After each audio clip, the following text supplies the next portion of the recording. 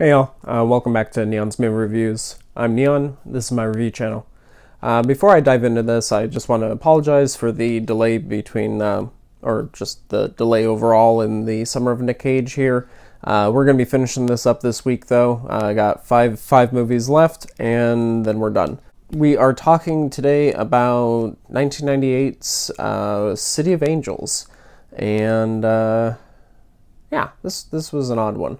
But before I dive into that, just want to say, if you enjoy this channel, please give this video a like. Really helps out the channel. And if you are not already subscribed, please do. It's right down there in the corner. And while you're there, go ahead and hit the bell in the corner as well. And you'll actually get notifications for when my videos come out.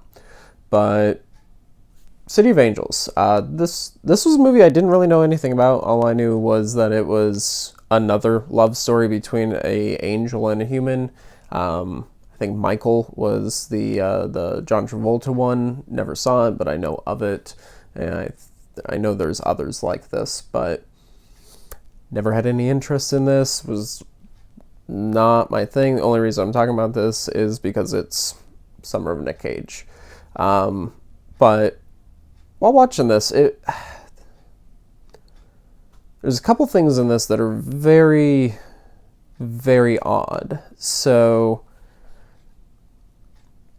first off, angels are everywhere.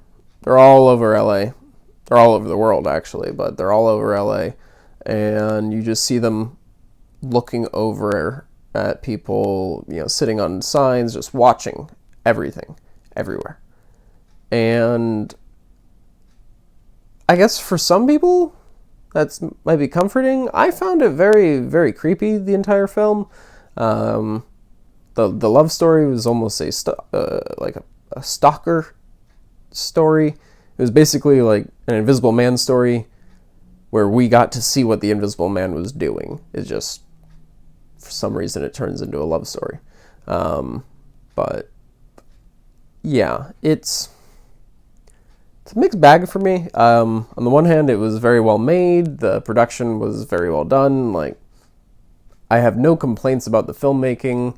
The cinematography was great. The acting was really good. Meg Ryan and Nick Cage both give very good performances. There were scenes in this film that were very intense or were somewhat shocking. Because Meg Ryan is a surgeon, she's, constantly dealing with death and people on the line, and it's starting to get to her. And Nick Cage, while is an angel, while in the operating room, basically waiting to collect this soul and take it to heaven, she sees him and he becomes infatuated with her. And as a love story, it's fine. It's designed to be a tearjerker. I did not find it that sad. For me, it was somewhat predictable. The aspects that I found very interesting were just what the level that they fleshed out the angels and how similar to us they were, and all that I found very interesting. The rest of the movie, I was just kind of like, but I do actually think that there is a great horror thriller that's like hidden in this film, where, basically the same story, but the girl doesn't fall in love with him. It's just a stalker, creepy horror film. That would be fucking great. Like, I would watch the shit out of that. Be somewhat like The Entity.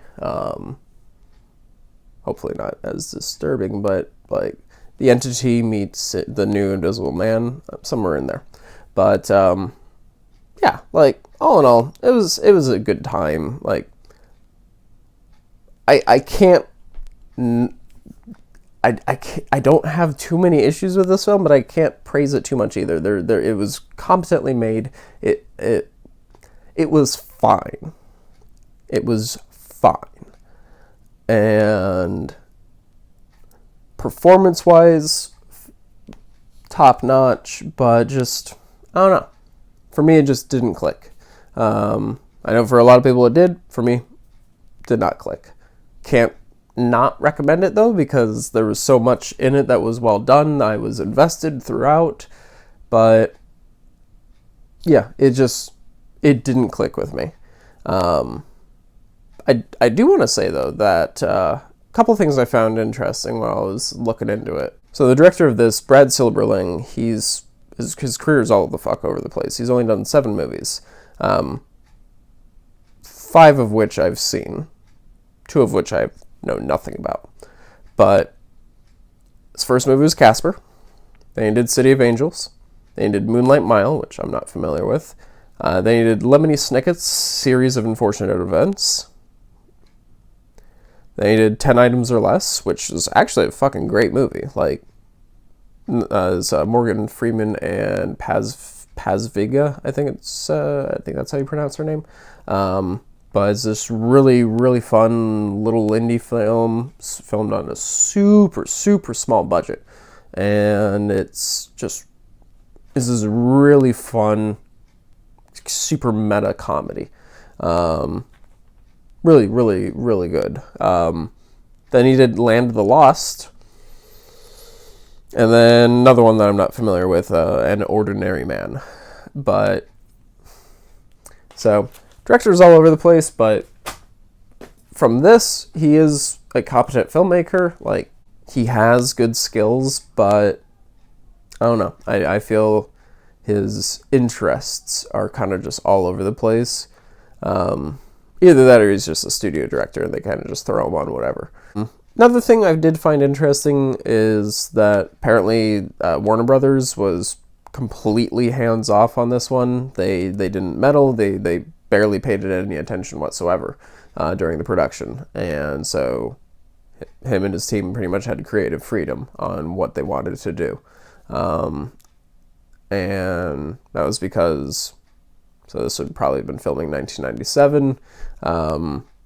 They were very busy with the Batman franchise at that time and trying to wrangle that into what they wanted it to be.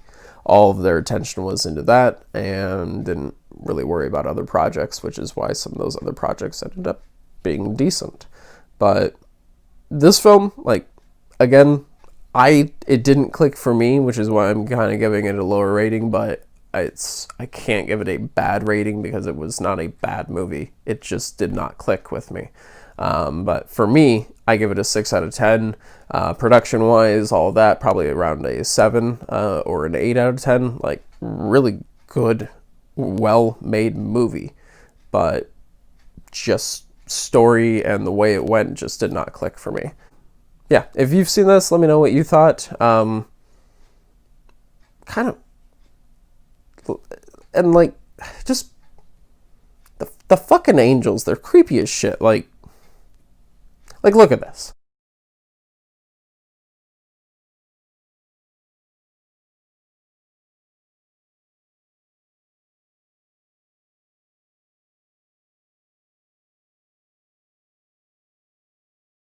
Is that not creepy? And you get stuff like this.